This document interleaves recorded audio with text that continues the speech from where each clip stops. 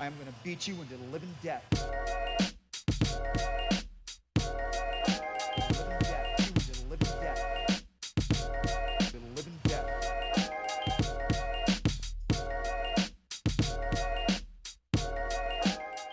What's up, everybody? Welcome to the Walkout Network. It's your man, Ant Walker, here with the latest edition of the Living Death Show. Very happy to join you guys this week. We got a lot to talk about. So many strange things have happened in the world of mixed martial arts in this very short but chaotic year of 2023 so far. And joining us, his return to the panel. It's been a little while since we had him on. One of the good guys out there in the industry. You will recognize him as one of the hosts of the Collider MMA Takedown Show. He is now the showrunner on the Crown Channel, a gaming network, actually.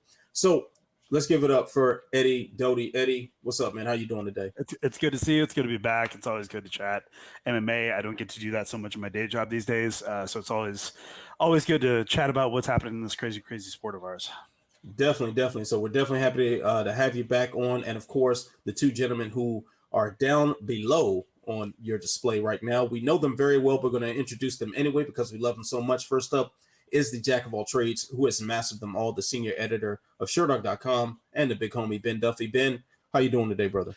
I am doing real well. It's a foggy, rainy day here in Houston. I'm glad to be inside. I'm glad to be talking kick punchery with you three. Absolutely. And this is more strange weather going on. Southern California has been hit with a gazillion rainstorms as of late, and now I have this weird angelic glow that has returned to illuminate the panel. And of course, every week the man who anchors the proceedings with the show, with the stats, the facts, the figures, and the numbers, he is the associate editor of SureDog.com, also my good friend Mr. Jay Petrie. Jay, what's going on, my man? I was kind of hoping that you would segue the illuminate the panel to my intro, but I'll take what I can get here. I'm happy. Guys, it is January 16th, and we have enough news and nonsense to fill a first quarter of a year, a half a year. Like it's truly wild. I'm very excited to dive into this stuff. I've been really chewing on stats of the week here because you could go to the one I was thinking of how long it's been since the UFC let a champion go. But I'm going to talk about the UFC card very quickly. Sean Strickland fought Nasruddin Imavov, and there was an interesting thing about it in that Sean Strickland struck Nasruddin Imavov 182 times. That's a lot of kick punching. That's more than every guy that's fought Imavov in the UFC combined by a wide margin. So if we talk about that fight, awesome. But 182, that's a lot of hands and feet on the Frenchman that's notorious for being elusive. So I guess that's what we're going with, 182. All right, I'll take it. But fellas, I mean, there was a major mixed martial arts card going on. It was let's not talk about that. First UFC event of 2023. But strangely enough, as this was going on, no one really seemed to give a damn because, and forgive me for going out of order just a little bit here, but there are a lot of intertwined storylines that we have to unpack. There was a billboard that found its way on the side of the T-Mobile Arena mistakenly that had a advertisement for Jon Jones versus Ciryl for the heavyweight championship. Raised a lot of questions. First, the return of Jon Jones, finally making his heavyweight debut. Ciryl, a fantastic opponent. Our initial thoughts about what that matchup was, and then people said, "Hold on, what?" But Francis Ngannou is the heavyweight champion, and then we find out that Francis Ngannou is no longer heavyweight champion. He has been unconditionally released from his UFC contract, free to do whatever. Gentlemen, what's next for I guess you could say, the lineal UFC heavyweight champion? Boxing and or an MMA contract that will allow him to box. And I think you can't talk about that without mentioning an organization like PFL, which seems to be like testing the water in that regard. So I think this is like, this can go a few different ways. I think what's happens next with Francis is going to be the model for the next couple of years of fighters who are able to test out the newly incorporated, because of the class action lawsuit, release and non-test situations that are a part of all UFC contracts now. And if he's able to make it work, I could see a scenario where he bounces around to different organizations. He'll probably have a cup of coffee with one. He'll probably have a cup of coffee with PFL, probably have a cup of coffee with whomever else. Not that there's a ton of competitors, but he'll do what he can to establish himself as a multi-promotional contender, if not champion. And then at some point in there, either before or after, some sort of massive boxing card. That's the best case scenario. The worst case scenario is he prices himself out, or management isn't able to make it happen. And because MMA is filled with amnesia, if 18 months go by without him fighting, I think the collective amnesia of the fandom and of the industry in general moves on. And I don't know which way it's going to go. Yeah, I'm with you on this, because the move here like indicates something about Ngannou's priorities. Because if he was looking for a long game solution, he could have signed an 8-fight deal with the UFC and just said, okay, by hook or by crook, this 8-fight deal is going to get me about $20 million. And in the position I'm in currently, a lot of things that have to go really wrong for me not to be able to complete out this deal. Like I could lose several fights. I could go 3-5 over the course of this 8-fight deal, and I'd stick around because I'm a draw. I'm a knockout artist. I'm a former champ. For him to move, he's not looking for an 8-fight deal or anything long-term. He's looking for 3 fights that'll net him $20 million or more rather than 8. And because of that, I think Eddie's point about him maybe making a couple different stops, we can absolutely see that. Jay, forgive me for stepping on your toes a bit, but I want to throw the ball in your court and ask you something. If you are Francis Ngannou or someone trusted on his team that gets to make some of these decisions, what do you do next? What is the next move? What's the game plan look like for the now former UFC heavyweight champion? Well, just for a refresher, who is his manager right now? Because it was Michael Martin who was from CAA until like the beginning of this year, or last year in 2022, and I thought they split. So I'm actually not entirely sure who his team, because I know that one of the points of contention was WME negotiating with CAA, the two major talent companies in the Hollywood world. That was a real sticking point because they're not very friendly. So that's interesting. Ben, do you have something? No, I mean it was CAA. Yeah, kind of when negotiations broke down last summer, because I thought like Dana flipped out on them, saying he's being managed by insane people, which he's being managed by a major talent league. I don't know if he's changed since then. The only thing I see is that Martin he left CAA. Yeah, I do know that too. In late November, so I don't see anywhere about with him or that's what I'm not seeing anything saying that he has new management. But he could have left CAA and Ngannou could have stayed at CAA. I mean, whatever the case may be, whoever is in his corner right now, either one, they are advising him to put the UFC as just an option, or negotiations really broke down. So it's a really tough situation. I did some napkin math last night, and granted, you have to make some assumptions. Like, you have to assume that Dana White saying that he's wanted to make Francis the highest paid heavyweight is an accurate statement. Let's assume that. I know. Stick with me here, guys. We're already way off in the crazy land. That would depend.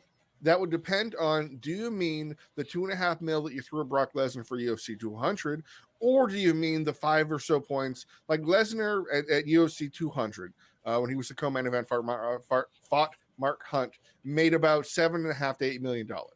Do you mean you're paying Ngannou more, or like 5 more, like $5 million or so? Because there's a big gap here. And if that's the case, Ngannou has not shown to be a pay-per-view draw. Just hasn't shown yet.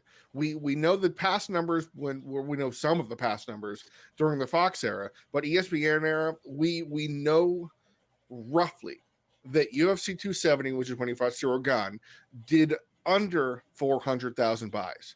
We don't know the number. We just know it did less than that because we know that it was Sports Business Journal, SBJ, reported a high watermark was 400,000, and it wasn't Gane versus Ngannou. So we know it didn't reach that number. So I couldn't align the fact that they're wanting to make Ngannou the highest paid heavyweight, but he isn't a draw, because that doesn't happen usually. You usually, Dana is very specific about, we're going to pay the guys what they bring to the table, essentially, like how Diaz and Conor made $10 million or so because their pay-per-view sold crazy numbers. So I don't know what's the case for that one, but in terms of where the heck is he going to go, it can't be MMA. UFC or bust. Like, there's no organization that can match an $8 million single fight payday. Can't. It's not going to happen. There's nobody that exists. Bellator's for sale, allegedly. So they're not going to be leveraging their future while they're trying to sell out. That's not going to happen. PFL, they threw $750,000 at Anthony Pettis when he fought in PFL this past year, and that was, I believe, the highest any single salary got. Like, Kayla Harrison made $500,000 plus the whatever she got for almost winning the tournament. So to pay Ngannou 10 times the highest hot free agent doesn't make sense. And if they're relying on pay-per-view revenue, they have one pay-per-view that reportedly did under 10,000 buys. So PFL doesn't have the kind of oomph to do it individually for MMA. If they let him box, sure. But I cannot see a future in boxing for Francis Ngannou because he's too big of a name. They cannot give him an 11 and 12 journeyman. That doesn't sell, and he has to be the marquee, especially if he's got a team deal with somebody like we'll sign you to PFL and let you box or whatever that may be. Which again, that's tough. He has to fight a legit boxer, but he will get destroyed by a legit boxer. You put him against Deontay Wilder, forget it. He'll be outskilled. You put him. I'm not buying it. You named the one top boxer that he has the best chance against. Of course. Yes. And in all likelihood, he does lose that simply because Deontay Wilder is a career boxer. But we're talking about a skill set that is not that. I mean, they are the identical counterparts of one another in their respective sports. Yes. And athletically, they do the exact same thing. And you're coming into his world, which is the reason why I can't do it. But the thing is, those worlds aren't that far apart when you look at what they're capable of in their own worlds. They're not that far apart from a skill sets. But Jay, I think we're looking at this in the wrong way, and I think a lot of the conversation out there is looking at this in the wrong way. Sure, let's question Dana's claim about this being like the contract he offered him would have made him the highest paid heavyweight in UFC history for a variety of reasons. One, probably isn't much anyway compared to what he could make in another sport. Two, that the UFC has been known to throw out incentive-laden contracts that are relying upon a lot of different things happening. We can recall back to Ben Henderson when he left for Bellator. I think Eddie Alvarez when he left for one championship as well. The contracts that they were offered, according to UFC officials, they were going to get paid a boatload of money. However, in order to actually capitalize on those contracts, you had to win the belt back. You had to have so many defenses multiple times, and there were so many things that were dependent to happen in order for them to get that money. That going with a more guaranteed contract elsewhere just made more sense. I would not be surprised at all if that contract that he was offered was okay. You get more money guaranteed, but you get less on the pay-per-view. Or the other way around, or conditional contract. Yeah, conditional. Like you have so many. Like the UFC 6-figure contract. Well, you have so many different stipulations you have to hit in order to reach that record-breaking money that it's just not worth it. That it's just not a feasible thing. But then also too, let's look at what broke down the negotiations with Fedor Emelianenko and his team years and years and years throughout after the buyout of Pride. Vadim. Like Vadummy, they wanted like Fedor and his team wanted some degree of freedom. Yes. Fedor wanted to compete in combat sambo. He wanted to have some competitions with M1 Global with his manager's brand. They were trying to have something free where he could compete in the UFC but still be available to do other things in the combat sports realm. Francis Ngannou has repeatedly said that's what he's wanted. And let's talk about that, right? Because like I think the Brock Lesnar comparison that Dana made reveals more than he intended it to. I am 98% certain that when Dana says it was the highest paid contract more than Brock Lesnar, is the downside guarantee it was the show win bonus, because like legally the way when you structure a fighter contract that has pay-per-view points, like your budget, your talent budget from which you can draw from has to be set. The pay-per-view is playing with house money effectively, right? So like I'm willing to argue that the downside probably was a little bit more than Brock Lesnar, because Brock Lesnar negotiated more on the pay-per-view side. So it's not exactly saying a whole lot. And it's 100% correct. Like I think it's an issue of freedom. And I think like every single person who has walked away, not every single, but like the stars, certainly, those deals are made and broken by this notion of freedom. Conor really only got to box Floyd because UFC got a chunk of it. You know what I mean? And that was like, and Conor was smart enough. He called that shot years ago. There was an interview with Ariel pre Jose Aldo, where Conor said like, I see a future where, you know, it's Conor McGregor promotions in cooperation with UFC, which is for the Floyd fight, effectively what it was.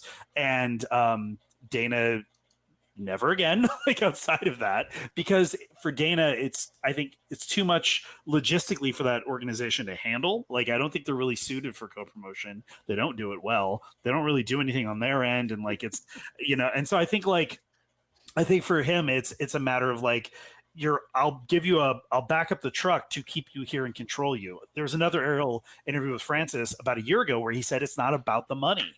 It's not about the money. He didn't go on to say what it was about, but I think you can put two and two together through historical stuff. He wants to see himself and position himself. You don't go in the ring with Tyson Fury post-fight. Like, that's a statement you're making, right? Like, it's like his cards are more on the table than I think we all realize. I think it's just a matter of like Dana's business model is to control every aspect, NIL, like everything, the royalty rates. If you talking to folks who work in the video game company, the royalty rates the fighters get for the game are nothing, especially compared to like what a lot of like other athletes get in terms of royalties off of games. So like if Dana can control the bot, it's not about backing up the truck, it's like making sure the driver works for Dana.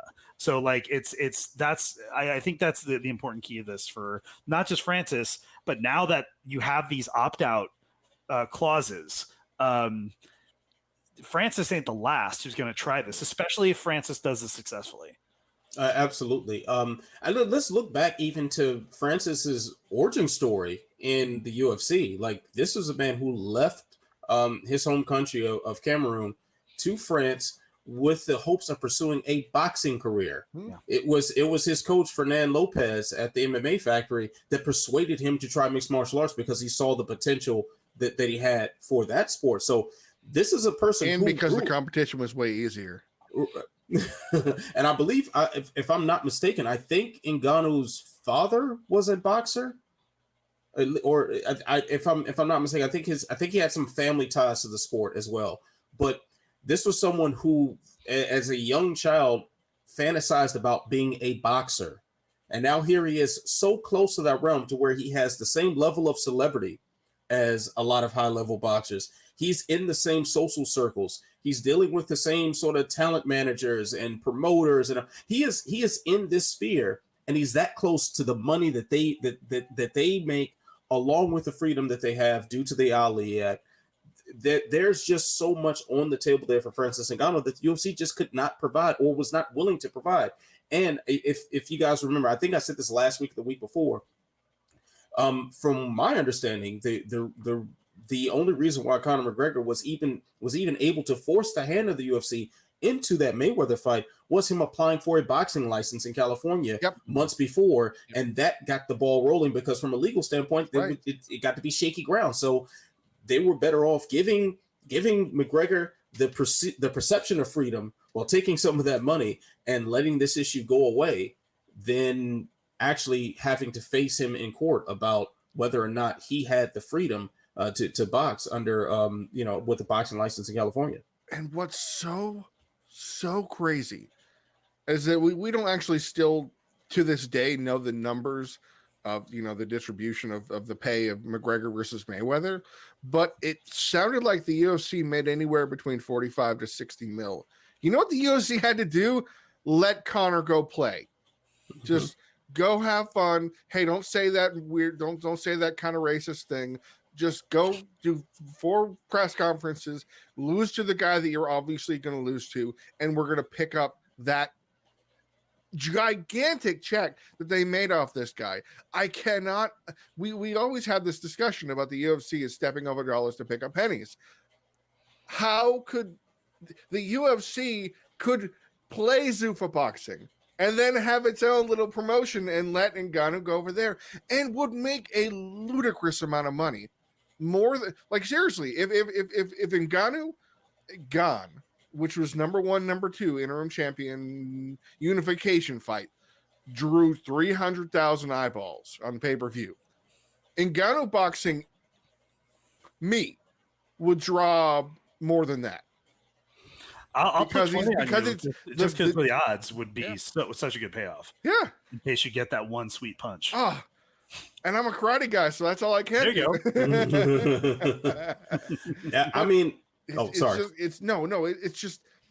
it's the short-sightedness that makes. I mean, Eddie is as spot on as he possibly could be. Control. That's the word. That's everything. That is everything about this. And that is why the UFC was so uncertain about the Mayweather-McGregor thing, is because they weren't able to exercise control, but still pocketed more money off of that fight than probably, I don't know. I'm going to go ahead and say every pay-per-view combined for the rest of the year for the UFC. Let's not forget that post McGregor Mayweather, Dana tried. Zuffa boxing was going to be a thing. It was going to be a thing, and then he kept bringing it up in pressers. He kept bringing up that wanting to get into that business, and then they did their due diligence and got into the research part of like what it's going to take for them to do it. And guess what happened?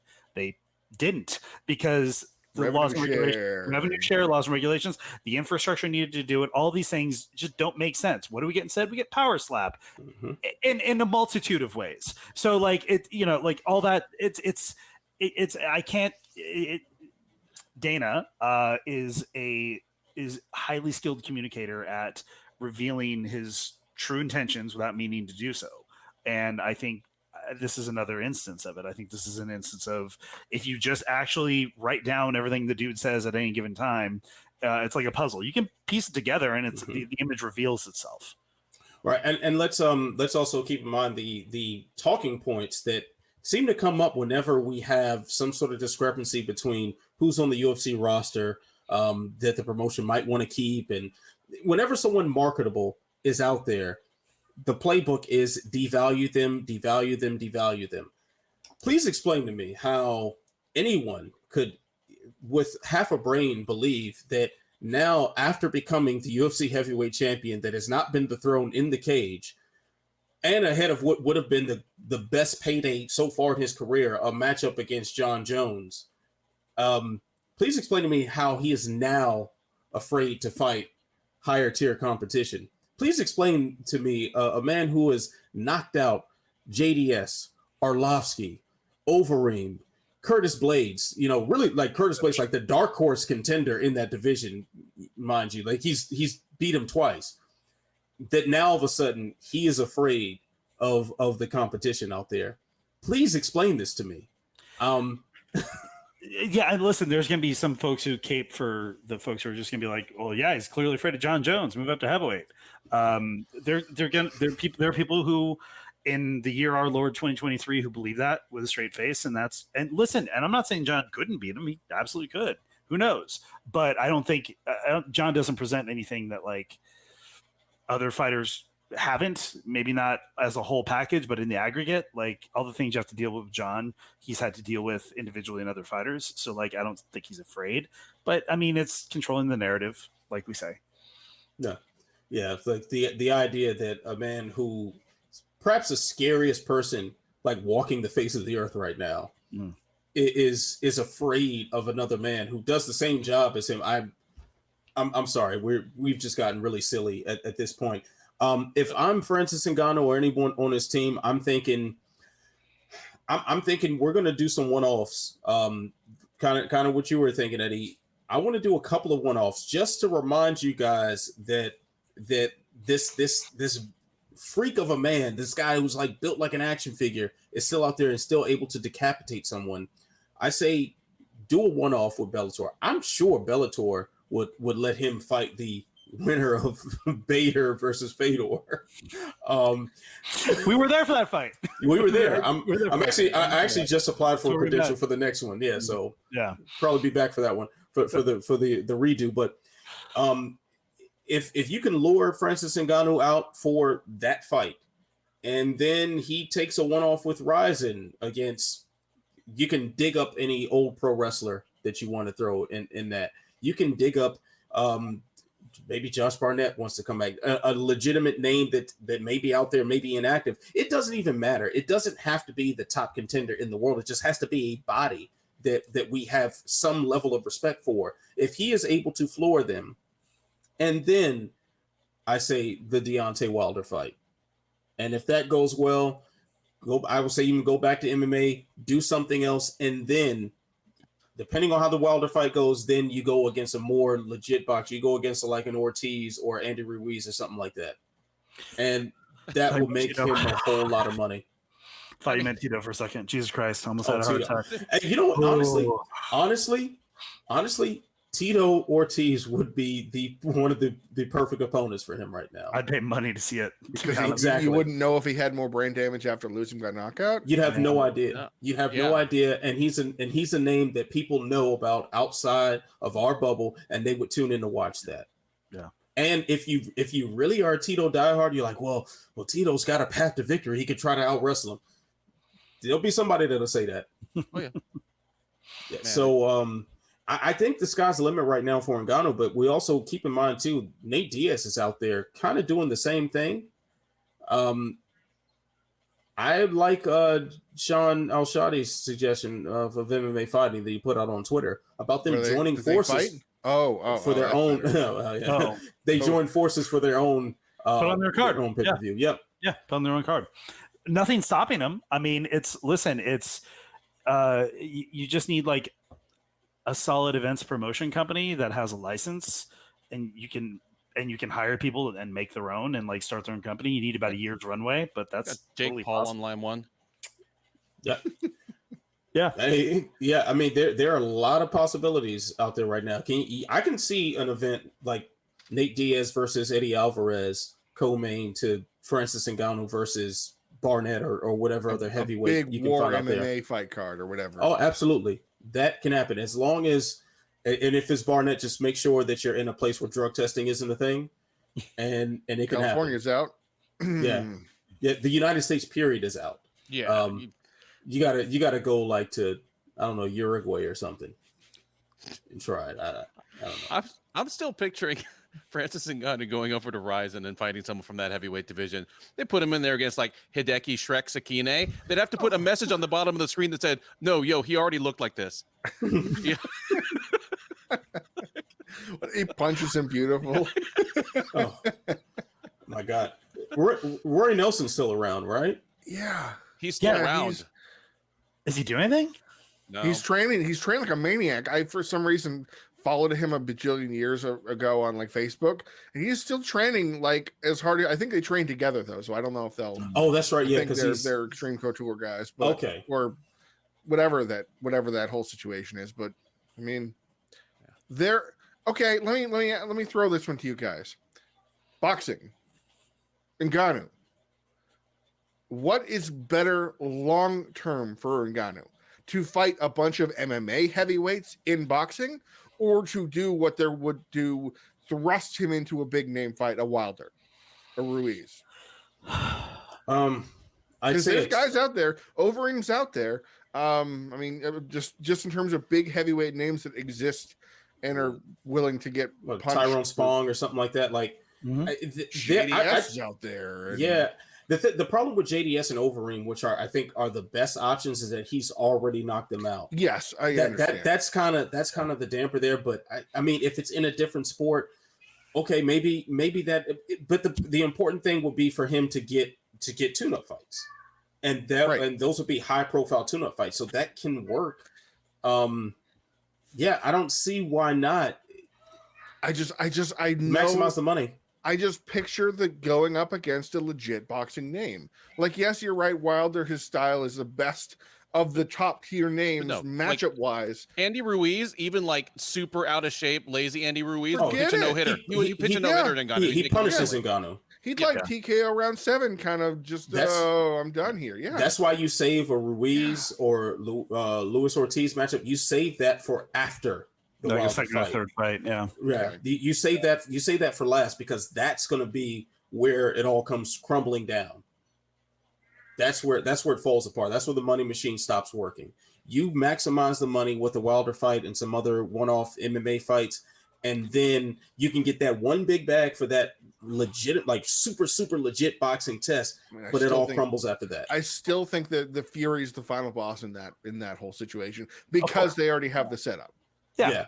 They planted the seed. Yes, exactly. Chekhov's in-ring appearance, I believe, is the literary term. Chekhov's Corey. Yeah, but like no. So I think one thing that I don't, is the only time you're ever going to hear me say this. One thing I don't think Floyd gets enough credit for is, and this is also just naturally, he's a slow starter, and just even in his more competitive bouts, he knows how to put over his grossly outmatched opponents. Conor didn't suffer after losing because he lasted 10 rounds with Floyd Mayweather. I mean, and yes, Floyd's skills do this every year. The problem is everybody else is here. And Conor had some slick moments. Like Conor had a couple, he did that drop shift into like a southpaw cross that legit surprised like Mayweather. Like there was a couple moments where he was like, okay, like he didn't look bad against him, and therefore his stock didn't drop overall. I don't think Francis has to win a boxing match. I think he just needs to establish himself in a boxing match. And I think if he can have a couple moments where he lands a clean, cross down the pipe and connects and snaps a person's head back, then that's enough. That's enough to just show up and look good. And enough to sell the next one. Because exactly. he hurt him a couple times. Yeah. I still want to see Ngannou against this guy or that guy, or even a rematch. Yeah, definitely. There's but one thing we know for sure is that whatever happens with Francis Ngannou is going to have a lot to do with what happens with the future of the UFC and how that roster is being controlled and manipulated and paid and whatever other adjectives and verbs you want to throw on that. It's going to be very dependent on how successful Ngannou is outside of the UFC. That being said, there is still a heavyweight title that needs to be filled. That belt is vacant right now. Jon Jones and Ciryl Gane are slated to fight for it in March. I mean, Jones is not necessarily the most reliable when it comes to making it on fight day. Do you think he makes it this time? I do. He has to. He just he needs to make money. I mean, he's just he's got money, he's done well, but and I'm sure he has passive income, but you have to stay relevant. There are those who believe, like me, that he lost the Reyes fight. There are those who believe that it's a relevancy issue. He's a draw, but your relevancy diminishes the less you fight. And like, it's one thing if you have like a narrative around it with injuries or things like that. He's had a narrative that's taken this far, which is like it takes time to bulk up, and it does naturally or unnaturally. It takes time. As Conor has demonstrated, it takes time to get in and out of a pool. But like it takes time to do these things. And it just good. He's had the time. He's done it. I love his IG with all the deadlifts. Great. But beyond that, now it's like, okay, cool. There's no blockers. The people who would have said no or were negotiating are now out of the way. There's no more narrative that gives him any runway towards delaying. He's on a deal that he signed. He has to take the fights. The opponents are there. He's got to show up. And if it's not in the first 6 months of this year, I don't know when it's going to be. The only blockers in Jon Jones' world are estrogen blockers. Hey, what's up, guys? It's Derek from More Place, More Hits. Anyway, all I'm saying is 2024 champ life, guys. Yeah, I admire your confidence because I am coin flip as to if he shows up for March 4th, and I don't want to pinpoint why or try and prognosticate that it's because of a domestic incident or something horrifying. But he has established himself as such an unreliable force that he has to take this fight. This is it. You don't get another do-over if you put all this into this basket. Like the UFC is going to let him get, he's going to be the ultimate second, third chance fighter, but there's some goodwill here that he is trying to build up by the I'm doing it my way, I'm doing it the right way, whatever the heck is going on. And he has to do this. But of all of the championship fights that have ever happened, I have to think this is top 3. You better friggin' have a backup fighter ready to make weight that day. And I want to know who it's going to be. Who do you guys think? Ben Duffy, I'll start with you. You got names like Stipe, you got Pavlovich, you got other names that haven't won in the who is the backup? Stipe.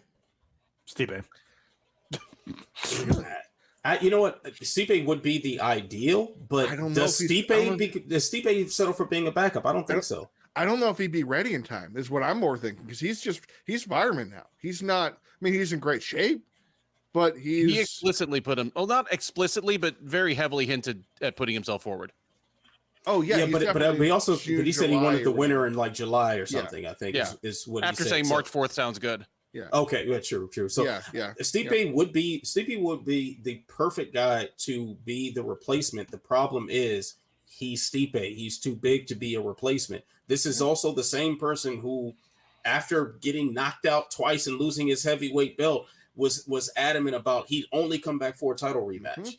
This is the same person. So that person does not show up to play third wheel to a matchup that's already going down, in my opinion.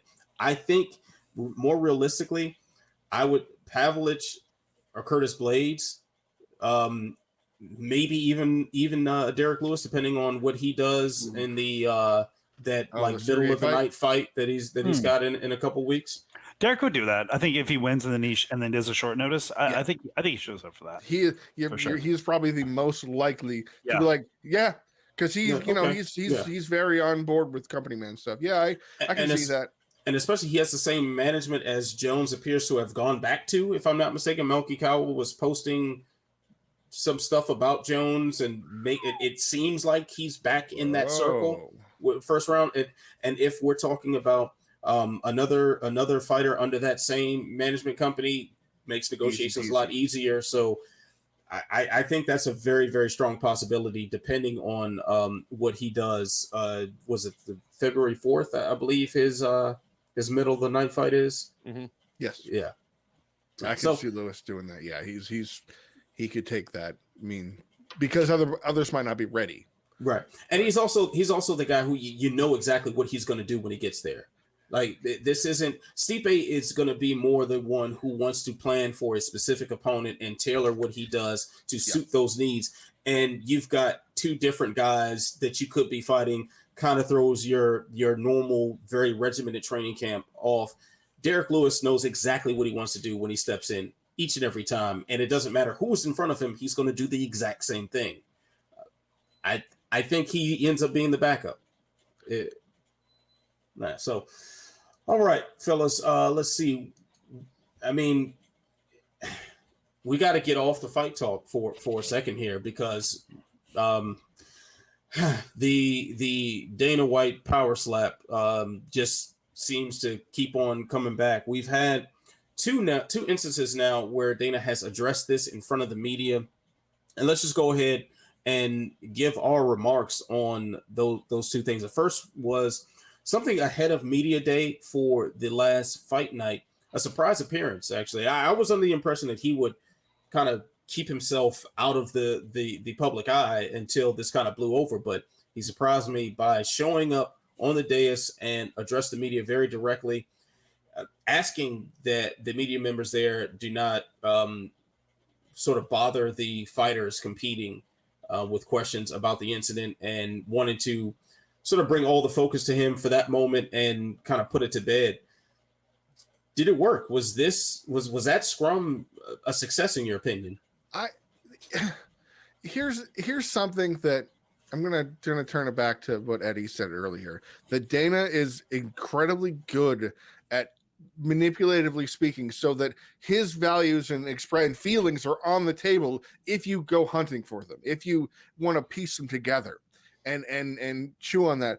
And he's also good at deflecting in a way that disrupts the interviewer, the question asker. And that was on full display. And I credit my MMA media colleagues for asking the questions, because even that was a question. Was what are they going to ask? Because it's a very sensitive situation. What do you say? Oh, then what do you get a bad answer? All of the things that go into your head when you ask somebody about a domestic violence incident. So I do give that credit, but the preparation for any pushback, I guess is the right word, was not there. And I would have, and I'm just an armchair interviewer. I mean, I'm a media guy too. I would ask the questions if I were there to ask questions, but I also would have prepared myself for the inevitable "he turns it around on you" question, because that is going to happen, because that always happens. Yep. That has always happened in every contentious Dana White interview, is he's going to turn it around on you, not just you, not the royal you, sir. You holding the mic, you holding the microphone. What do you think my punishment should be? Exactly. Yeah. And there were moments that a little bit of thought into it could have gone an extreme long way. And I think that is where it fell short, because is there going to be another bite at the apple? Yes, I guess people can keep asking questions, but the distance between it, the lack of a conversation, is going to seem more and more, I hate to say it, it's going to seem more and more like harassment versus actual wanting to get to the bottom of the questions. I disagree that it is, but I just feel like it will be turned that way. Like, hey, we've been doing this for 4 weeks now. It's been a month since this happened. We got fights to talk. You can see that happening. That it turning the question into a villain. You know, the you're asking me this thing, you're the bad person asking me about this question, instead of I'm the bad person for having done it. Yeah. And I feel like there were some real moments that could have gone better to actually get something, anything, contrition or even responsibility, or I don't know. Hey, Dana, you're asking me what I think your punishment should be. I'm an independent media member. Why don't we ask your boss, the person whose actual job it is to punish you? Let's deal with that. Let's talk about that. Let's not talk about me. I'm a media guy. Or how about, here's all the things the media people have said that you should do. What do you think? I just want to pivot off that, because I think everything Jay said is 1,000% correct. This whole, and it ties into sort of my thoughts around it, which is this notion of reporters having a locked and loaded response to sort of debate team 201 Dana White tactic of putting it back on you. It goes back to this notion of, why do we punish people at all? If we don't punish people to instill in them in a criminal justice system, in civil lawsuits, in corporate disciplinary actions. We don't punish people to make them feel bad about it, and then therefore, and it's not a meter bar of guilt that as soon as it's topped off good, then we're done. We do it because we as a society have to demonstrate our values. We have to demonstrate to everybody else what is okay and what is not okay. That's also why we ostensibly have different levels of punishment based on the crime. That's why we have different, that's why we have the system that all of humanity has somehow landed on in various expressions. But to me, it's not about whether you feel bad or not, Dana. I take him at his word that he feels bad. I do. I take him at his word that he feels pretty broken up about it. No doubt. And great, I guess. But it's about every female employee inside of WME, Zuffa, whatever the corporate structure it is. It's about every male who might be experiencing abuse. It's about any person at all wondering where their company's value lies and how it relates to the rest of the world, and them saying definitively, this is not okay. Therefore, you broke a rule. Therefore, here's the punishment. And if journalists, here's a basic one. Next time he fires it off at you, cool. $1 million fine, the proceeds of which get donated to a domestic violence charity of your choosing, Dana, and a 6-month suspension without pay. That to me seems like a very adequate response. Dana bragged a year and a half ago that in a presser that the organization is so on top of it, if he had to step away, they would chug right along. Cool. Take 6-month break. Think about some shit. Do some work. Restore the justice. Do something that is demonstrative as an action of your guilt that you say you feel. No, Eddie. Sorry, Ben. Just a couple things I want to add to playing off of what you said, Eddie. First, the idea of playing to the employees of your company is very, very important. Morale at the UFC. I've never worked there. But considering how hard those people work and how they very rarely get breaks, and then how they are on the cogs of this machine that are just constantly moving, I'd imagine this is something that can kill morale within the company. I can recall a moment at a company I used to work for, where a great company that I worked for at one time, that there was some racist language used on the floor one day. An employee, one of my coworkers, dropped the N-bomb and out of nowhere. And fortunately, I didn't hear it because I probably would have punched him in his damn face, but that's another story.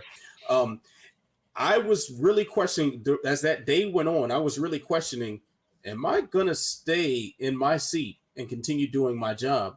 If I come in tomorrow and this motherfucker is still working, if I have to look across my desk and see this person, I don't want to be here anymore, and I'm going to call into question every relationship I have in that room. Mm-hmm. That is probably a thought going through someone at PR, someone in the graphics department, someone in production, someone in that building is wondering, should they still work there? You could potentially lose a lot of very valuable people who, if they were gone, could really throw off the course of regular business. Another thing I want to say, Jay, and this is sort of not necessarily in defense of, but having experienced it myself, Dana is exceptionally good at throwing you off on what you're going to say back, because his responses are so outrageous to where it's like, wow, he really said that. It can throw you off. I felt that firsthand. Like when I've asked him something and his response was so outlandish and so like, oh my God, this is so brazen and disrespectful to everyone that you're supposed to be addressing right now. I seriously just did not have the words. It stole the thoughts out of my brain, to where when I realized like, oh my God, like how silly and insane his words were. By then the mic is off to someone else and the subject matter has moved on. And now he says something else crazy that everyone is trying to figure out a reaction to. If you are stepping to Dana White with anything controversial, prepare for the worst case scenario, because that's very likely to be what he says. You're going to respond to something that is cartoonish in its villainy sometimes. Who's going to pay my taxes? that response was so outrageous to me. I simply did not know what to say. Although I could have very simply said, "Hey, well, your company is based in Nevada, which doesn't have a state income tax, so this actually doesn't affect you. So, what's your response to that?" Yeah. But the initial shock of, "Oh my God, he said that," Yeah. threw me off long enough to get the mic out of my hand and pass it on to someone else. Some dude in a chartreuse blazer that just wanted to give Dana a handy. Sorry, I assume that was the rest of the room. It was half of Twitter with all the numbers in their Twitter handles. No, I get it. Like I've been in attendance to know that it's not just an easy, you can say that, but I mean, it's Dana. It's gonna happen. It's exactly right. If you have to ask a hard question, he's going to make a more difficult response back, and you're going to have to kind of untangle it like this. And then by the time you've done that, John Morgan or whomever is asking, no, John Morgan gets the first question. I'm sorry, John Morgan, you get the first question. John's always the first question. Yeah. Well, by then Oscar's got it. Yeah, or Jose. Oscar's probably second. Yeah, Youngs are fine. We'll go with Gabe Gonzalez. Yeah, okay. But I guarantee you, when Brett Okamoto asked the question in the scrum after the event yesterday, yeah, that's what he was facing. It was just like, oh wow, he said that. Yeah. You just draw a blank. By then, the mic is out of your hand. Ben, I'm sorry to step on your toes earlier. All I was going to add is the biggest place this kind of manicured, controlled, like mea culpa is really going to sting the UFC is in their footing the next time a prominent fighter like slaps up their significant other in public. And the UFC is stuck with like, well, do we fire this guy and reveal ourselves for hypocrites? Or do we let it slide? And okay, the subtext is now just plain text. It's okay to hit your woman in the UFC. Jon Jones is fighting Ciryl Gane for the UFC heavyweight title in March. Jon Jones is fighting Ciryl Gane for the UFC title. He's the last prominent person in the UFC prior to Dana that I can remember having a major domestic incident. Unless you count Chael. Chael was a UFC-ish employee, ESPN-ish employee. But I feel like we kind of know the policy that the Miguel Torres of the world will get destroyed whilst and Chael is someone who's continually fallen upward. Like he does something, he gets involved in something, he gets a promotion. That just seems to be the story of his life. I don't know. His YouTube channel these days, he's doing a lot of posts from his car, which is weird. It's probably a nice car though. It's fine. It's fine. Yeah, it's a good car. Good car, Joe. It's interesting. It's interesting to see like his pre-recorded ads for like Ridge Wallet. Oh, he's in the fancy chair, and then now back to the car. Back to the car, and then his daughter's back. Yeah, it's a little weird. Yeah. Well, the man's busy. I don't know. He's on the way to pick up his. He's on the way to pick up his estrogen blockers. I guess I don't know. He's got a defense case he's got to prepare for here pretty soon for that. Yeah, that is very true. Yeah. Kerfuffle. All right, fellas. Well, I mean, I guess I hope this. I don't want this to be the thing that just drags out through the year. I just wish there was something definitive, but the moment has passed. This is essentially what's going on. He said it himself, like, yeah, the company decided to not punish me, or he decided for himself to not punish himself. Whatever the case may be, unfortunately, this issue is not going to be decided probably until the next time that this sort of instance is slapped up in their face. Excuse the pun, and they're going to have their come to Jesus moment. I'm guessing it's the kind of situation, and I don't know how better to describe it than this. I am a media member. I am independent. I don't know Dana or his wife or his family personally. I don't plan to. If I meet him at events, it will be an entirely professional media to subject relationship and nothing further. But I still feel like there should be some sort of closure, and there's not going to be. This is just something that hangs, and then people forget, and that's so harrowing. It's I think of punishment the victims. This is exactly where I think of the victims. I mean, but keep in mind, Dana is the victim here because we're going to be looking at him side-eyed for the rest of his life, no matter how long it is. Like that's appropriate. All right, gentlemen. Well, let's keep things pushing, man. We do have actual fights to talk to that did take place. So we got to talk about that. So that means we're going to queue up quick hits. I'm bringing up my clock right now, and I'm going to put 10 seconds on, and we get to answer some stuff about our favorite sport. Let me turn that volume up. Let's say, Eddie, we'll start with you. Sean Strickland, outwork Imamov, but did you learn anything new from this fight?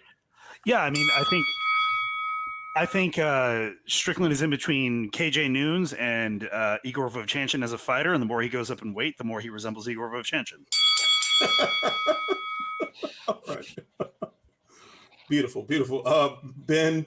I mean, I thought I had the best handle on what Sean Strickland looks like, in that I think he looks like a cross between every British fighter in the UFC in 2007. But I will allow the Vovchanchin thing because his head, like it does the Barry Bonds thing, it just grows laterally. Like I meant fighting style and the overhand rights that he's been launching. Like early on, he was just jab, piece up, and then Schlack. This last fight is just swinging. He looked more like Vinny Jones this fight than I've ever seen. That's all I'm saying. He definitely has like that creative fighter vibe. It's just like if you hit random on creative fighter, like that's like you can do a haircut on him, right? You just like hit the It's like no time. The creative fighter Rando is missing the random tribal tattoo. That's it. Yes. That's the only thing he's missing. That's true. Very true. All right, Ben, you're up next. Is Umar Nurmagomedov the one to watch out of the family? Yes. With time to spare. I love it. Well, I guess the question is how many opponents at bantamweight could he beat right now? Oh man, about 3. Yeah, like the idea that you're able to throw a knockout hook off of that setup is absolutely disgusting. That's super scary. To have your knee up, like the leg that generates the force and the pivot into the hook, and you've got that leg up, and you just essentially just slap him across the temple, and he goes out like that. It happened so quick. Like I honestly did not see what occurred. I thought the knee got up higher than what I could tell on the first view. So that was pretty nuts. Jay, you are up next. Javid Basharat called for a top 15 matchup after his third UFC win. How far is he? I'm starting to come around on bantamweight division being the best in the company. It's a numbers game. So like 2 more maybe. Okay. And that is I'm disrespecting the clock for a very specific reason. That is in no way disrespectful to Javid Basharat's skills.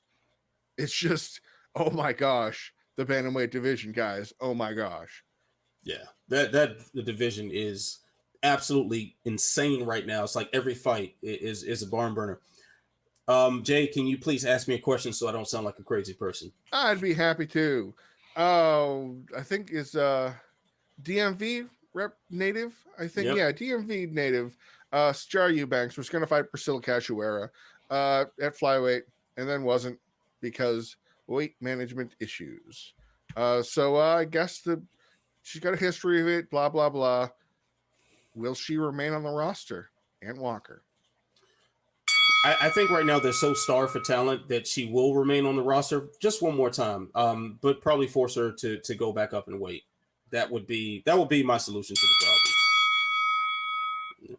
So let's go ahead and just not even deal with the clock right now because we're going to disrespect it. Every time we have the group question, we all just start talking. So the thing's just ringing for no reason. Everyone's ignoring it. Throw this question out there to you fellas. How do we fix the UFC's women's bantamweight division? You can either buy Invictus or cross promote. Neither of which is going to happen. I just want to be clear. Neither, or just wait until someone from one defects to the UFC. That's all I got. I don't know. You know what, Eddie? I've been calling for the UFC to co-promote with Invicta for a long time. I think that window has passed because the UFC has just like ripped out the guts from that organization too many times over. Oh, I guess I still left the clock on. Sorry. So I think that moment has passed, but I say like 2 or 3 years ago, we're still in that territory where that's what should have happened. Yeah. When I know the stats, I know the numbers, I know the figures, I am on top of it. I am paying close attention. When I am saying, well, I guess the next fight for Amanda Nunes probably should be the Raquel Pennington rematch, because that is actually on paper maybe the most reasonable fight to do for Nunes at 135. So Outside garbage doesn't even do it justice. And here's the problem. There's no talent outside of the UFC at 135 to be able to go, okay, we're going to be able, if we just bring in some more people.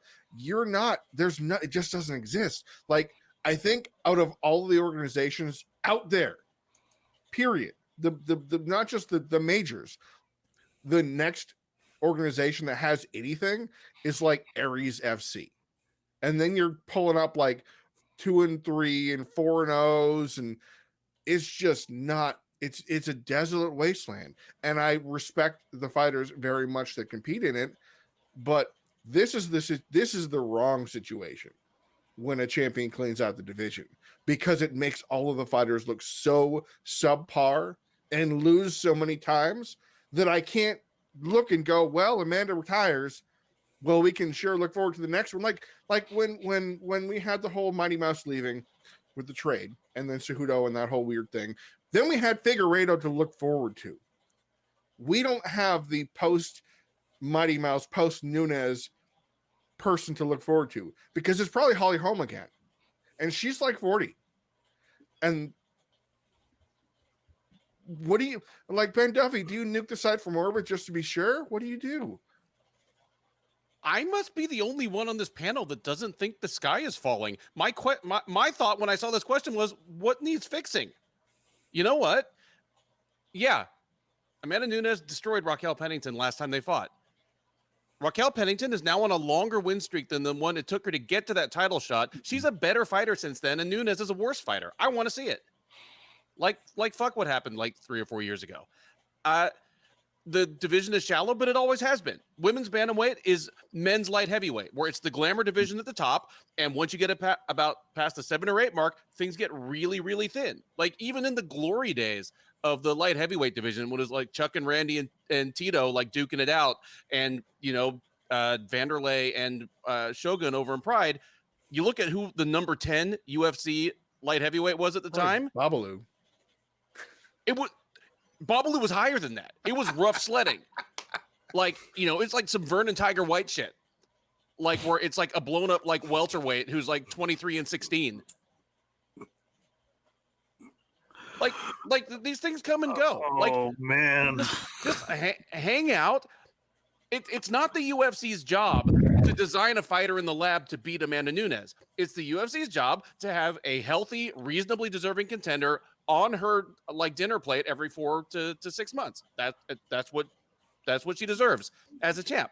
Let her bust up Pennington again, or let Pennington take her to the wire in like the high water mark of her career, the night she almost took it to the greatest female fighter of all time. Then let Carla Hossa like jump headfirst into the wood chipper in November. Just fuck it. The division will be fine. Listen. But hold. I'm sorry. I got to ride from. I have to ride from my man Vernon White here for a second. No shade on Vernon White. I love Vernon White, but I love Vernon White. But nobody's in Cape from, and he's an OG who deserves the flowers. Yeah. While he's still here. So like, I will say this: nobody gave Ian the Machine Freeman a tougher fight than Vernon Tiger White in that time frame. Of all the fights that like Ian either like drew or because it was a draw, but I think Vernon won that fight. I think he was a little ahead of his time in terms of defense. He just couldn't put it all together in the highlight of his career. but none of what you said is wrong, Ben. No, dude, I love Vernon White. It's just like Vernon out here. I haven't heard the name in a hot minute, and he was in my very first film, so I have like a little bit of affection for him. I'm not a rapper. You're not wrong. You know, but when I'm just starting to throw bars, you're going to get some left field old school references that just come right out the mouth. This right now, if Vernon White was ever watching this show, he's like sipping a cup of coffee right now, just against the couch, got YouTube up on the TV, and he's like, motherfucker. No, the references are it's good. It's like some Kid Cudi stuff. It's like it's good.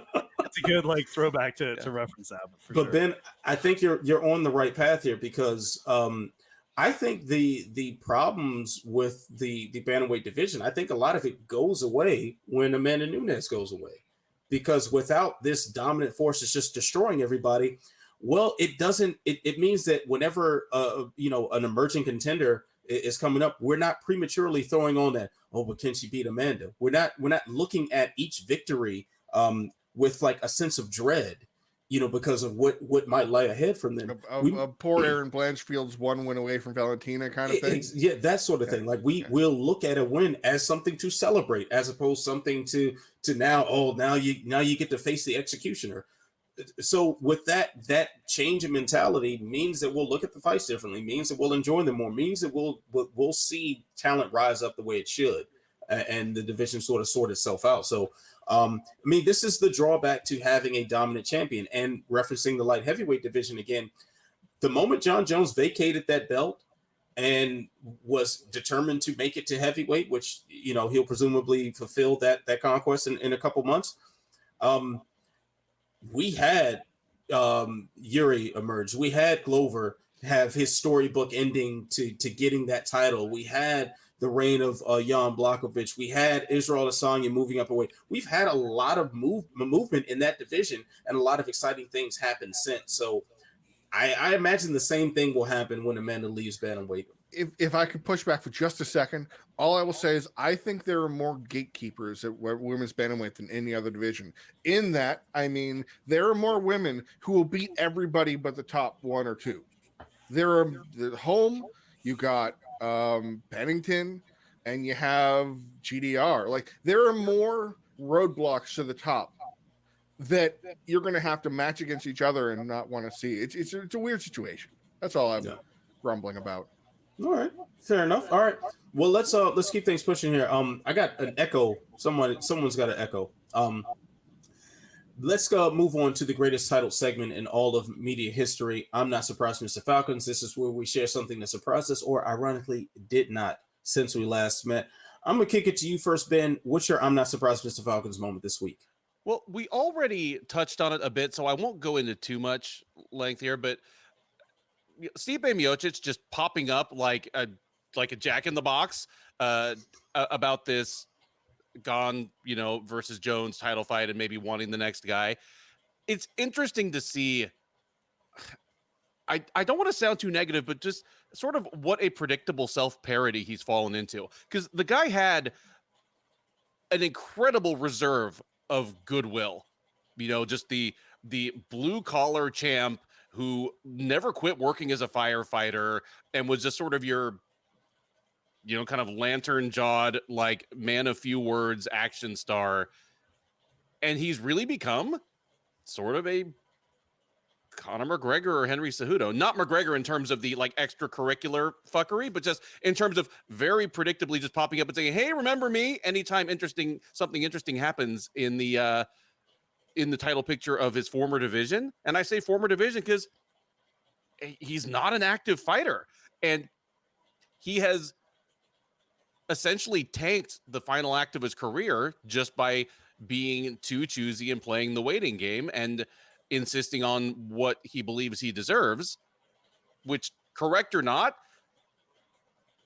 like he may be dead right, but his career is effectively just dead.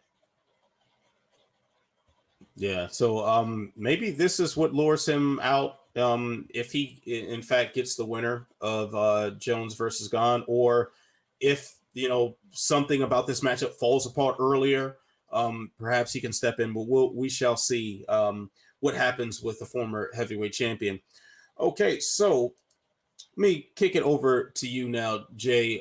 What's your I'm not surprised Mr. Falcons moment this week? Well, I guess death is our transition, I suppose. We're going to one championship right now.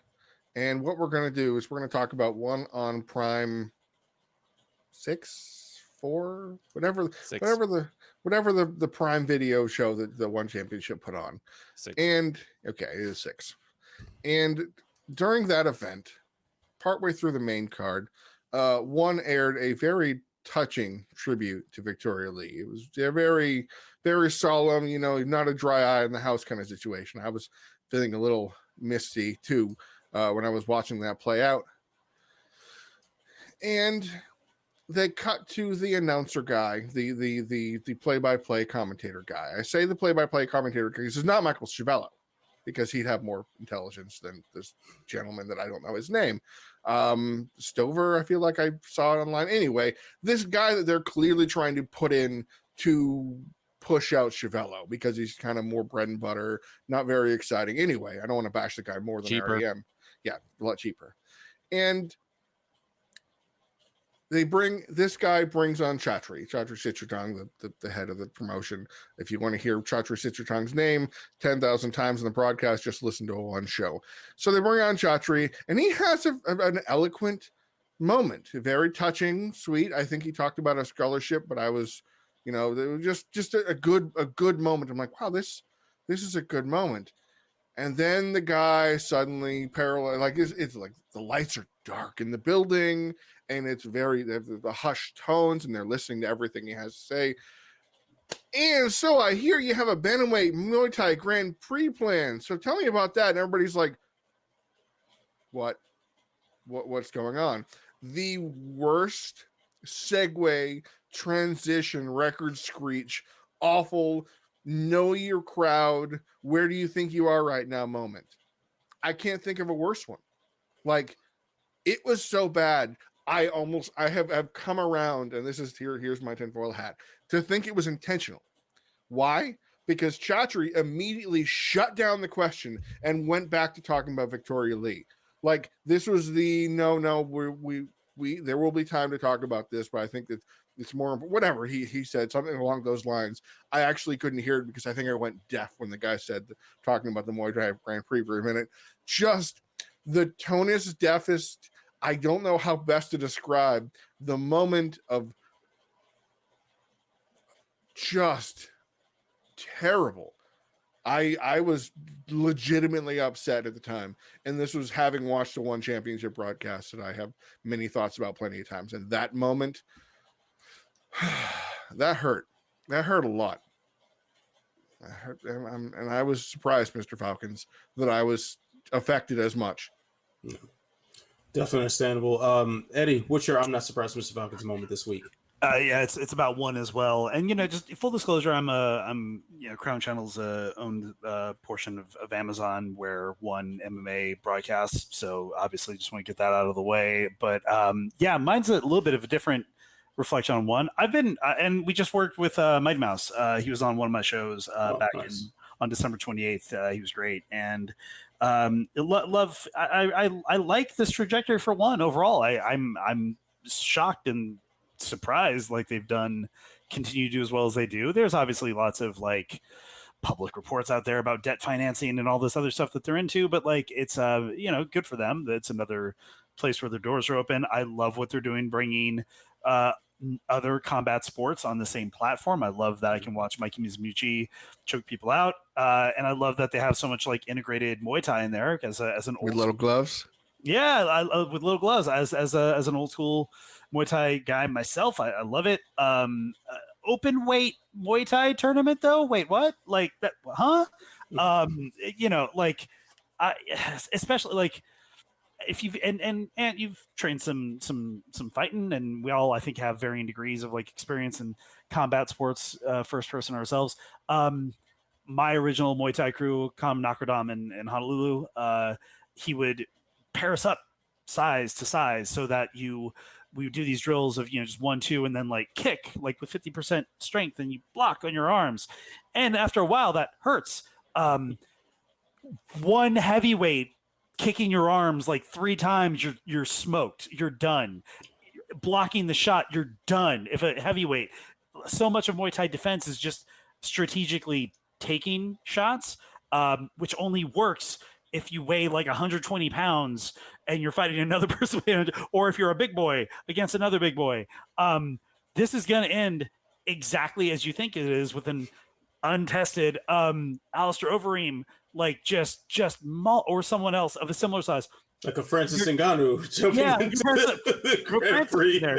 He doesn't even have to kick. He can be like Franz Botha doing K1 back in the day. He doesn't even have to kick. He can just wear shoes and slap people around. Like I'm a little gobsmacked, but sure, why not? It's not quite Pride levels of crazy where, as like my friend once said, they should just like get 3 small fighters to fight a giant bear or something. Now, if that happened on a Pride card, you wouldn't be surprised at that. We're not quite there yet, but I'm curious for the inevitable result.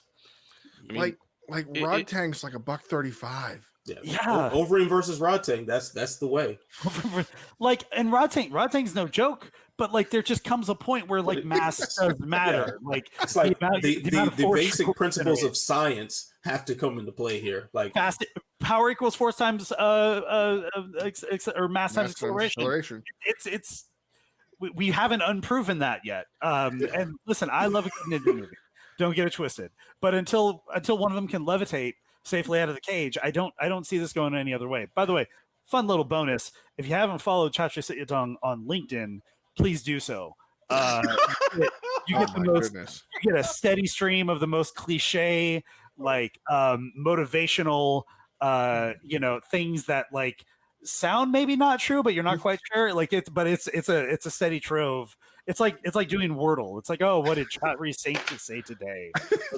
Let's see what wisdom we can glean from this man. I'm gonna see if he'll accept my connection request. I'm gonna try that out. I don't think Chatri's the biggest fan of Ed Walker, but we'll see if we can repair that relationship. Like they put out that picture on social media of all the names. It's like there's just a bunch of different faces. Overeem's the top left corner. Like, this is not an accident. This is not a drill. He is going to catch a bunch of little bodies, and it's going to be so messed up. I mean, on the one hand, isn't every Angelo Lee fight in one championship technically open weight? We got a point there. Every DJ fight? Yeah. DJ's out there fighting light heavyweights. Yeah, like hell, DJ probably going to be fighting Overeem soon. Overeem, he made his hydration test on the second try. Yeah. Listen, I yearn for the days when we had Genki Sudo versus Butterbean. Don't get it twisted. But the element of the ground game at least like guarantees a certain variable, right? Yeah, and sure enough, Genki won. He went on a low swing single and got a heel hook while nearby naval vessel were trying to get Butterbean off the ground. But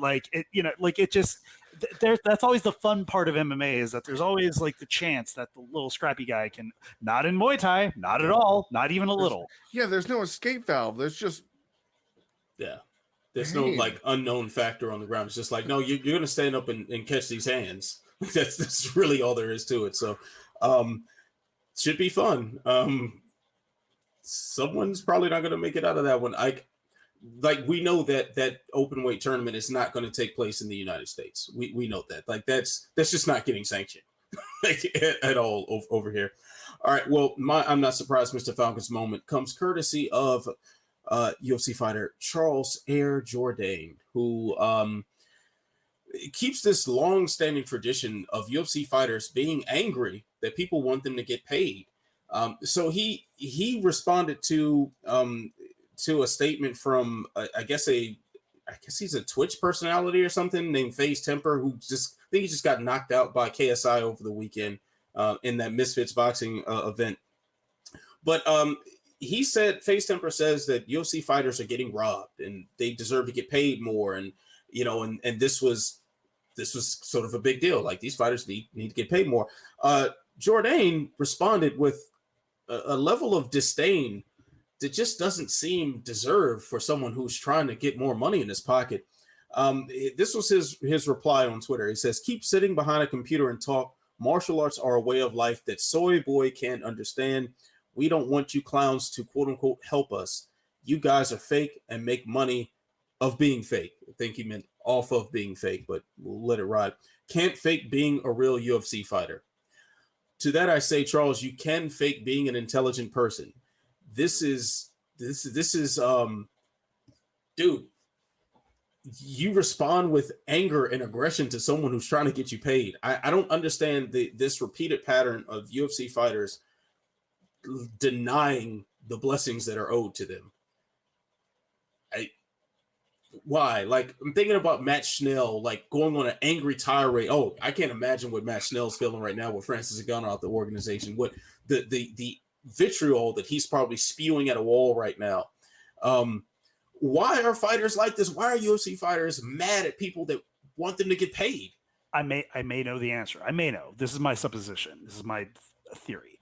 For some of the viewers who are watching this right now who maybe are a little less familiar with like my story, like I've been around for a minute. Like I started doing my first documentary on MMA in 1998 or 99, excuse me. And so I've seen the sport go through a bit of an evolution. Like Josh Gross and I met each other in 99 at like the Neutral Grounds event in Temecula on First Nation land when it was still illegal in California. Like, so I've seen what was true back then of the community, and it extended into the early pre-tough days of the UFC, was this mentality of we have to stick together. We are a community. We are trying to grow for the betterment of one another. We have to put on good shows. We have to do them the proper way. We have to get legalization. We have to all benefit one another, and we've got to suffer in order to do that. The money ain't great, but we're going to take care of each other. It was this notion of this virtuous cycle of money. A fan pays money that goes to the organization, which then goes down to the fighter, which the fighter then has to spend to train, which keeps schools open, which all this. We're basically exchanging this just money just to keep things afloat for several years. And the UFC adopted this. I was there when Dana White publicly thanked Jeff Sherwood for back pre when all that falling out happened at Sherdog. I was there when he's like, when Dana White would publicly thank guys like Josh Gross, guys like Jeff Sherwood, guys for keeping the sport alive, for doing what, for supporting the sport. Support the sport was like a rallying cry. And the fighters adopted this too. The understanding is that we did this until we could get to the promised land of mainstream acceptance and money. And I think what a lot of us during the time felt was like, we will support the sport and all unburden ourselves until the sport can get to here. And then at that point, there will be some modicum of fair distribution of wealth. Spoiler alert, there isn't. But Dana has never dropped the embodiment of support the sport, of supporting each other and getting paid and being scrappy and tough without redistributing the hard-earned money like any other sport would. The model of owning, regulating the non-promoter model that the UFC did was necessary for survival for a time. And it's just the problem is that as the money has scaled, the distribution of that money has not scaled. And yet Dana, I think, has done an incredible job of keeping that original OG spirit of, we got to stick together and stick through this, and we're a team, and you got to make the money while you're here. And he's managed to brainwash a whole generation, if I'm just being completely frank. And it's kind of crazy to see, especially when guys like Frank Shamrock still aren't in the UFC Hall of Fame. There's never, it's such a weird rejection of the past while embracing the absolute worst part of it. And that's the only explanation I have, because other than that, no aspect of this makes sense at all to me. Yeah, that I'm always floored by it, because and then you see the backup, like the peanut gallery of people who jump in and like they're caping for the fighters who aren't even caping for themselves, and while they're not caping for their own bank accounts. It's like, this is madness. Is that the fighters will be speaking against their own self-interest, and the fans will be like, yeah, you get them, and be like, wait, hold on, aren't you? Wait, which direction? Yeah, that's the. and especially when we start getting into the whole, because I think he had a follow-up where he said, someone said in reply, like, except you're just proving his point. You're getting paid less than this guy while putting your life on the line. You are getting robbed, whether you like it or not. And his reply was, I make $150K for a win. If I win 3 fights of 15 minutes, that's $450K for 45 minutes of performance. Please, but please, anonymous Twitter expert, do go on and tell me how much of a victim I am. Hashtag soy boy. It's like, so did you just jump off the couch and go perform for your 45 minutes? And granted, you have to win, throughout those 3 fights that you're discussing, which means that the other guy who's doing the exact same thing as you is just going to fall over and let it happen. None of this makes any sense. And even the pay rate is. I'm gonna go on a tirade, so I'm gonna just stop myself. I'll say the meanest thing. Then I got you, Andy. Please. This guy hasn't won 3 fights in a row in the UFC.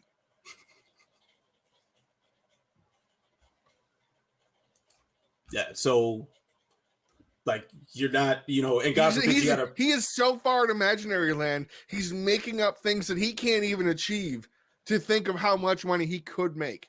It's a step away from the people that are like, I'm going to buy a lottery ticket and then spend the next 2 days thinking about what I'm not going to win because I'm not winning the lottery.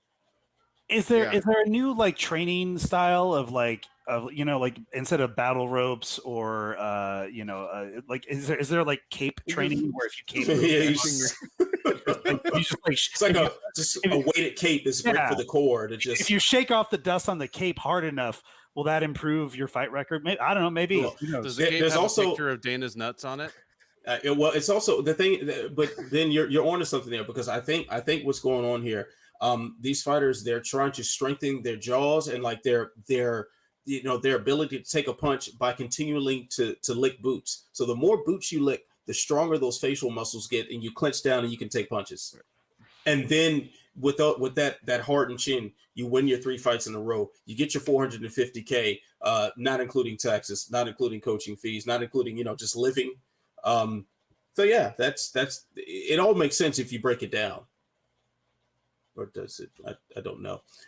Fellas, there is actually some more fighting that we need to talk about, and that is by way of pay-per-view this weekend. UFC 283 takes place in Rio de Janeiro. While there is a little bit of political instability in the country right now, I'm sure the fighters are all on the former like Brazilian president Jair Bolsonaro was very famously hiding out under the cage at Jackson Wink right now. Yeah, it's like, oh God. Somebody on Twitter, somehow Twitter was like, "Oh, good, Jose Aldo's trending." I've always loved seeing fighters get it. Oh wait, like that's why he's trending. Jesus Christ. Yeah, okay. I had the exact same thing when I saw his name trending. Yeah. I clicked on it. It was like, oh, he's gonna be fighting again soon. I was like, please don't be BKFC. I was like, oh, it's so much worse. It's Bolsonaro. Please be BKFC. Please. I guess Bolsonaro got like a tummy ache there. Yeah, because he's staying in like one of Jose Aldo's like kids' rooms. He probably found like nasty like Cheerios or gummy bears or something like in the toy box and ate them and like made himself sick like that because he seems like that kind of dumbass. So guys, we've got. I mean, obviously when the UFC goes to Brazil, the card is loaded with Brazilian fighters, and typically they're favored to win when they're paired up against someone from outside of those borders. How many post-fight interviews will big up the insurrection in Brazil? That is an excellent non-zero amount. At least 2. I think listen, I mean, I don't think it's controversial to say there is a increasing lurch. I mean, granted, it's not like the MMA fan base or fighter population is like the most progressively liberal, source to begin with. But we used to be a bit more centrist. There was a time not that long ago when like Dana White and the center Harry Reid were like super BFFs. Yeah. And like, but nowadays I'm gonna say 5. 5 feels right. I don't know why. And then in private, like 20. Yeah. So some are just too smart to know to not say anything publicly. I mean, the best thing would be if like any of them are from non-Brazilians. Like we just get like Lauren Murphy and Jamal Hill. Like, oh yeah, Jamal Hill could speak up on behalf of that. That's great. Jamal Hill will be caping for Andrew Tate if he wins. oh my god! So we're going to have a lot of right wing representation in the. But I tell you, the scrums afterward are going to be an absolute dumpster fire. Yep. Fortunately, though, they'll be translated into Portuguese, and I won't have the patience to sit and listen to all of them. That's why that's going to save me. But there are some interesting matchups on this card. But let's go ahead and talk about the top three and give our pick. So we're going to ask the age-old question: who you got? We've got a welterweight contest between Gilbert Burns, former title challenger, against perennial contender Neil Magny. Oh man, I'm loving this fight. Eddie, who you got? I'm gonna say Burns. I don't think that's a controversial opinion. I like Magny a lot, but I think Burns is making some interesting adjustments, and I think he's got it. I don't know. I could be very wrong. Yeah, this is definitely a tougher one to pick. Ben, who you got? Yeah, I mean, this one isn't even that tough for me to pick, and I say that as someone who really, really has enjoyed Neil Magny's career and just his monstrously underrated body of work in the UFC, though it may not stay underrated as he continues his assault on the record books and just sort of becomes the welterweight, like, Cerrone type that's through sheer longevity going to own so many records. But when you look back, the people that have really run over Neil Magny are people who either have a much superior ground game, Damian Maia, Rafael dos Anjos, or people with a market advantage in hand speed. Santiago Ponzinibbio, Lorenz Larkin. Burns has both. So as much as I hate to say this, I think Burns is going to run Magny over, and I'm going to be very sad. Yeah, I'm also of the mind. I mean, it's not that bold. I mean, Burns is something like minus 450 favorite. So it's the fan sentiment and betting sentiment is pretty hard on Burns. But I'm going to say something that is a little surprising, in that I think Burns is going to get Burns will get his first submission since moving to welterweight, which he hasn't gotten yet. By the way, he's fought some pretty legit guys and not made it through. I'm obviously not submitting Damian Maia, but I think that this is going to be the first time, and it's not to slight Magny. He is, again, his last fight against Daniel D-Rod Rodriguez was, wow, he is very much still a factor here. And I think that he's going to get tapped out. And it will not reflect poorly on him, because you'll be like, yeah, Gilbert Burns does that to most people. So I think it's a understandable and forgivable loss if ever there would be one. I do think that if Magny fights the perfect fight, he should win this. If he's got a 9-inch reach advantage, and he's sneaky good in the clinch, and I think in close range he's still very, very effective, much more effective than his body dimensions would imply. The problem is, though, I don't think he really gets the timing that it's going to take to hold Burns back and maintain that distance. Burns is such an explosive athlete. I see him closing the distance really fast. And then once he gets in close, it's like that. It's not only the power shot threat, it's the threat of being thrown to the ground. I think it's going to be just too much information for Magny to process in time to avoid a surefire beating on the ground. I think what happens is Magny tries to keep that distance. He misses on a teep or a jab or something. Burns comes underneath of it. They fight against the fence for a little bit. He gets dragged down, and I think Jay's right. I think Burns walks away with a submission victory here. I would like to see Magny maintain a decent pace and strategy for a round, but I don't think he's going to be able to keep that up for the entirety. And I think Burns will have his way once that guard of distance breaks down. So, all right, fellas, we got another one, a title fight, the 70th time Davidson Figueiredo and Brandon Moreno will contest for the flyweight championship. Who you got? I think this is the last bastion of Davison Figueiredo's peak. Like I think we're here. He just turned 35 in December, and he's talking about. I mean, he's been kind of flirting with it for a while. But when you're openly discussing moving up in weight, it's not like when you're talking about retirement, you're 1 foot out the door. But it's that it's the kind of thing where he was at a holiday break with family and he saw that extra piece of pie and he's like, I could really go for that, but but the willpower is fading, and he's next like in 6 months he'll be like, yeah, I can afford that. That's the kind of situation I see. No, I really do like what he does at flyweight, because it's so not flyweight. It is such a that's the kind of thing that you see at, I don't know, a higher division, when a very fast twitch, high paced cracker that has the ability, he has the speed of a flyweight and the power of not a flyweight.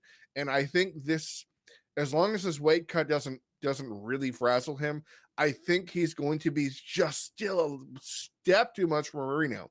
Like we talked about this in the third fight, actually, that when Marino was landing, Figueiredo would reel. Like he got stung, but Davison was still able to drop him repeatedly. Now, even though I thought the actual effect of the blows was better for Marino because it was a better reaction than a flash knockdown, I just still think that Figueiredo is just, the punching power is the X factor that he needs to get there. But as soon as he loses that timing and speed when he gets older, it's going to be real rough sledding. So I think this is going to be the crowning achievement of Figueiredo's career, to out guile and out fox and out box Marino, to take a very exciting decision, and then good luck afterwards, pal. I agree completely. I think if this fight were in 2 years, I would choose Moreno pretty easily. But I think right now in this moment, I think Figueiredo has made necessary adjustments, because he didn't lose by a lot in the last fight. I don't think he lost. I mean, there was definitely like the tempo and the tide definitely favored Moreno. But I think everything. Hold on. In because the first fight was a draw. The second he got choked out. Yeah, so I think like his more recent loss to Moreno, I think he's done adjustments, right? I think this is the last, as Jay says, his last sort of like stand at this weight class. I think this is like, it just reminds you of like the last dogfight in Top Gun Maverick. I think this is like, it's an F-14. It's the last time the F-14 is going to shoot down anything, but it's Maverick. Like I think he's going to push the plane to its limit. And I think after this, I think a weight cut is inevitable, and I think there's room for reinvention at a bigger weight cut. I think anybody who does weight cutting significantly will tell you that gym performance versus like fight performance feels like night and day different. And I look forward to seeing what a Figueiredo renaissance can bring. All right, Ben, who you got? I'm leaning Moreno. The one difference between these two gentlemen, aside from like 6 years of age, is that Figueiredo hasn't fought in a year. Moreno's fought since then. And he didn't just fight and kind of keep his hand in and stay in shape. He revealed some new wrinkles. He showed some body work that he had not shown in the first 3 fights. We're already sitting on top of the greatest rivalry in mixed martial arts history. It is, I mean, it doesn't have the personality sizzle of Chuck versus Tito or Ken versus Tito or whatever you want to go, like everybody versus Tito. Yeah, Rampage versus Vanderlei, but it's the most competitive easily. The actual level of martial arts being displayed in these fights is just the absolute highest. But Figueiredo has been off for a year. He's now 35 in a division that is typically not kind to the elderly. By the eyeball test, he has one of the most brutal weight cuts in the entire sport. I mean, I said this on the Sherdog preview last night. The only thing Davison Figueiredo can't win at 125 pounds is a Davison Figueiredo lookalike contest, because he looks like fucking Skeletor on the scale. Meanwhile, Moreno is in a phase of his career where he is just entering his prime, still arguably improving from fight to fight, and again, just that little wrinkle, that willingness to go to the body on Kai Kara-France against a man who is cutting a ton of water weight, for whom the 4th and 5th rounds, might be a time of attrition. If he can invest in some body work early, that will only refine, the fantastic performance he put on last time. Give me Moreno in another absolute classic. You know what? I'm with you on this one, Ben. I think Moreno walks away with it. This is a guy who has been active more recently, displayed those new wrinkles, the body work, the weight cut. Like, it all paints a picture that this is going to be much tougher for Figueiredo than it was before. And those are fights that were already down to the wire, already super closely contested and wild momentum swings. So I think it favors the younger fighter. Also, too, this being in Brazil, I think there's going to be a lot of pressure on his shoulders. I think, and at the very least, I see him, Figueiredo, already sort of a fiery personality, just being consumed by the crowd. And the crowd is going to be insane. He's going to be feeling that. I could see him being all piss and vinegar for the first round. And with the combination of a bad weight cut, losing a lot of steam. Like the second fight. Yeah, losing a lot of steam. So give me Moreno in this one. I'm not sure if he gets the finish, but I think it's going to be a clear-cut victory for him once it's all said and done. All right, fellas. So the main event is another title fight. Now a vacant light heavyweight belt to be disputed between Glover Teixeira, the former champion, and the new contender, Jamal Hill. Jay, who you got? I am trying so hard. This is a heart versus mind argument for me. Period. The end. This is tougher. This is tougher than actually trying to genuinely put a pitch behind Shogun Rua against Ihor Potieria, which I can see Shogun winning, but oh my gosh, how bad he looking in the OSP fight. When I look at this fight and I look at Glover Teixeira and I look at his performance and all the gears that he slipped and the opportunities missed and what happened at the end of the fight and everything that transpired with the Yuri match, Glover Teixeira, I can't quit you, man. I see that this is that storybook moment that you don't get, which this is MMA. So what the hell am I talking about? He's going to lose by first round knockout. It's going to be really sad. So I'm going to say he doesn't lose by first round knockout. He gets Jamal Hill to the ground. He pretzels him. He puts him away within 2 rounds of submission and all the glory. And I'm on top of the world. And Adrian, we did it. I'm retiring. And now we have another vacant light heavyweight title again. We out here, Connecticut. Yeah, this is bringing it home for Connecticut, baby. Please, I really want to see that. Eddie, who you got? I mean, if we're fan casting like that, I'm pitching you something. If we're doing well, then flying Uma Plata like Clark Gracie style, man. Like let's just go. No, listen, I think I did not know Glover Teixeira being a champion in 2022 was not on my bingo card at all. But it happened. So listen, the only thing I will say is that Jamal Hill is had never been in a title fight before. There's a level of scrutiny. I could see that being a thing that trips him up. But I mean, I have to. I can't see. I'm gonna pick against him because I want to be proven wrong. I'm gonna say it's Jamal Hill, but I want to be wrong about this. I want Glover to shock me again, and pull out, I don't know, an Imanari roll. Just surprise me. Just something. Do some deep single X guard work. Train with B team or something like that. Have Craig Jones in your corner. Like, surprise me in a very real way. I'd if you're gonna surprise me all the way. Surprise me with what was that Cobra lock that Gomi used to get? The Mishima hit? No, the thing that Gomi would hit in competition where it's like head and ankle like tied together. Hit one of those. Surprise me. Get something super low percentage.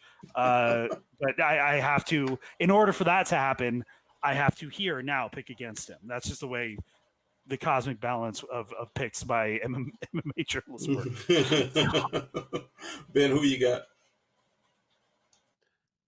Hill by second round knockout. I think like Teixeira is an incredibly intelligent fighter. He always has been, and he's not a delusional fighter. He's been very on top of the ebb and flow and eventual decline of his physical skills. He knows he needs to get this fight to the ground. He knows he can't stand in the phone booth with Hill like he could have done with a Hill type 12 years ago. He's going to try to get this fight to the ground.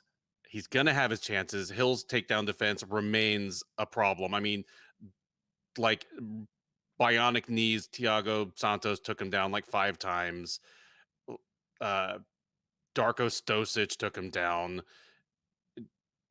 Teixeira's going to have his chances, but Hill's going to catch him coming in with something nasty. And Teixeira, for as great as his chin has been over the years, doesn't quite have the same. I don't even think he has the same recoverability he had in the Anthony Smith fight. And that was just a couple years ago. I think Hill leaves Teixeira face down. It's a sad moment for Connecticut.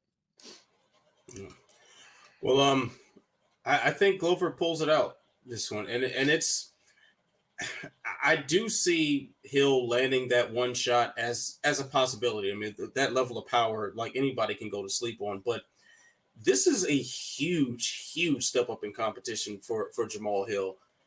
Like all the ways that Glover has to win. Glover, while I wouldn't necessarily advise him to stand in the pocket and trade with Jamal Hill, if he lands there, he can do some damage.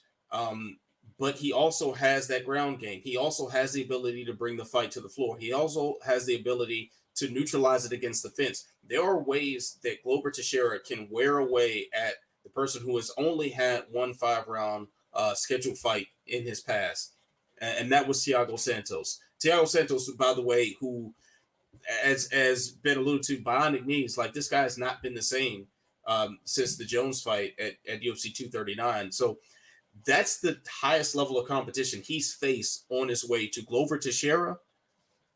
I think the veteran gets it done, and I think he does exactly what Jay predicts. Like he wins this title, has this huge moment, and says, "Yeah, I'm retiring," and walks away a champion, leaves the building, leaving the UFC without a light heavyweight champion yet again. All right, if he wins, there is no way he's walking away, because the only reason he's even still here is because he wants the Yuri Prochazka fight back. Yeah. You know, maybe he wants that fight, but at the same time, he wanted the belt. Like he didn't necessarily want Yuri. He wanted the belt. He'll have the belt back. He'll be in his home country. It's the perfect moment to walk away. Of course, MMA fighters tend not to walk away when the moment is perfect. See, that's the problem. Now, Penn's putting that doubt in my head. I'm not ruling out Teixeira retiring and then coming back out of retirement with just enough time to have like a real training camp for another fight. I don't rule that possibility out at all, but I do think that he at least believes he's going to retire. It depends. Here's my addendum. Glover Teixeira's retirement depends on if Yuri Prochazka is in the crowd or not. I don't think he'll be there. Because Glover's on a call-out type, so he's not going to be like, "You are next," but he will, kind of have that, come, let's settle our business, let's do this thing. I can see that. But Yuri, off of however many surgeries he's supposed to be getting and stuff, he's not traveling to Brazil. Probably not. To sit there cage side. To sit there. Would you fly to Brazil right now for just like absolutely? I wouldn't go to Brazil for anything right now. Fuck no, I'd be off kneeling in the forest with my samurai sword too. Yeah, leave a man alone.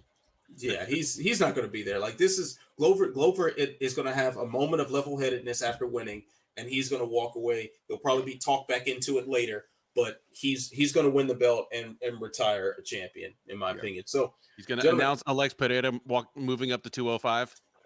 Honestly, and walk out. Yeah. Honestly, that's not the craziest thing we've ever heard. Puts it on his shoulder and says, "This will be yours soon."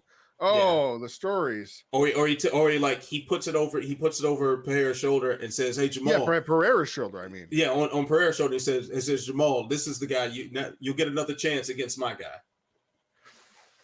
Ooh. I think it happens, fellas.